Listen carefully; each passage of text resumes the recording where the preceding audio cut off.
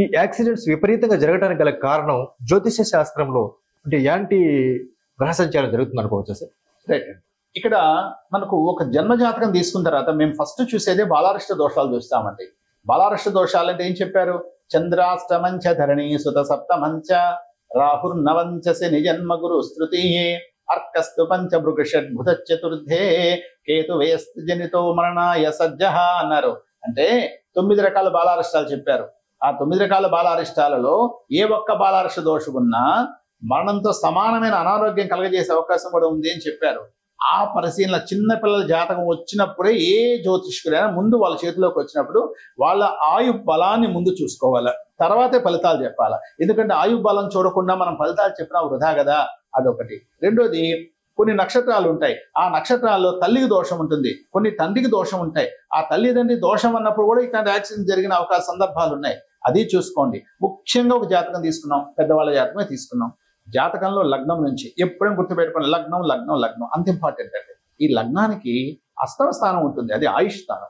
ఈ అష్టమాధిపతి దెబ్బతిన్నాడా అంటే దుస్థానంలో ఉన్నాడా, లేక నీచపడ్డాడా, లేదా రాహుకేతువుతో కలిశాడా, లేదా పాప దుస్థాన గ్రహాలతో యుతి చెందాడా, లేక దుస్థాన గ్రహ యుతి కానీ దృష్టి కానీ ఉందా, చాలా కోణాలు ఉన్నాయండి దీంట్లో.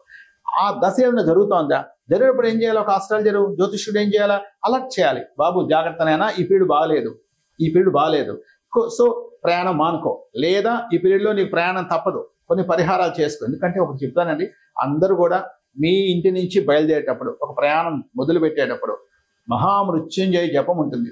ఓం త్రయంబకమయజామహే సుగంధిం పుష్టివర్ధనం ఉర్వారుకువమివ బంధనాత్ మృక్షీయమృతాత్.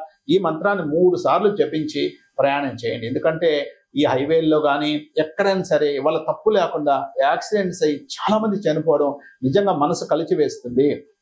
ఒక్కోసారి గమనించాను, జాతకంలో ఏ దోషాలు లేకపోయినా ఇబ్బందులు పడ్డ వాళ్ళు ఉన్నారు. ఇది ఎందుకు జరిగిందని నేను ఒక రీసెర్చ్ లాగా నేను చేయడం జరిగింది.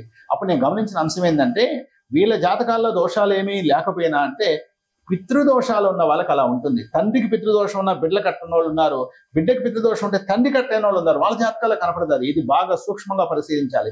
పితృదోషం అంటే రవి శనిలో ఇటు ఉండొచ్చు, పితృకారక రవి నీచపడచ్చు, ఇలా ఉంటుందని జాతక పరిశీలన చేసి అలర్ట్ అవ్వాలి మనం. అందుకనే ప్రతి ఒక్కరము ఒక టోటల్ బాడీ చెకప్ హెల్త్ మీద ఎట్లా దృష్టి పెడతామో, ఇవన్నీ సమస్య వచ్చినప్పుడు పరిగెత్తకూడదు ఆస్ట్రాలజీ దగ్గరికి. మంచి ఆస్ట్రాలజీని ఎన్నుకోండి. ఫస్ట్ మంచి క్వాలిఫికేషన్ ఉన్నవాళ్ళు, మంచి అనుభవం ఉన్నవాళ్ళు, మంచి ఉపాసన బలం ఉన్నవాళ్ళు, మంచి విలువలతో ఉన్నవాళ్ళు.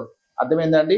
ఎప్పుడు నిత్యము అధ్యయనం చేసేవాడిని ఆస్ట్రాలజీలు మంచి వాళ్ళు ఉన్నారు. ఇప్పుడు హాయిగా అట్టండి ఆస్ట్రాలజీని పట్టుకొని మీరు వాళ్ళకి బాగా స్టడీ చేసి ముందుకు వెళ్ళారంటే ఖచ్చితంగా ఇటువంటి సమస్యలు, పెద్ద యాక్సిడెంట్ అయింది, మృత్యు లేకుండా చిన్న దెబ్బతో బయటపడ్డ వాళ్ళు ఉన్నారు, అలా పరిహారాలు ఇచ్చి ముందు బయటపడ్డ వాళ్ళు చాలా మంది ఉన్నారు. కాబట్టి ఆయుష్ స్థానము అనేది చాలా ముఖ్యం గనక, అష్టమ స్థానం ఆయుష్ స్థానం గనక మీ జాతక పరిశీలన చేయించుకోండి. అయినప్పటికీ ప్రతి సంవత్సరం మీ జన్మ నక్షత్రం రోజున శివాలయంలో రుద్రాభిషేకం చేయించుకోండి. చాలా దోషాల నుంచి బయటపడతారు. మీరు బాగుండాలి, ఆయు బలంతో బాగుండాలి. మా గాయత్రి మాత ఆశీస్సులు మీ అందరికీ ఉండాలని మనసారా కోరుకుంటాను.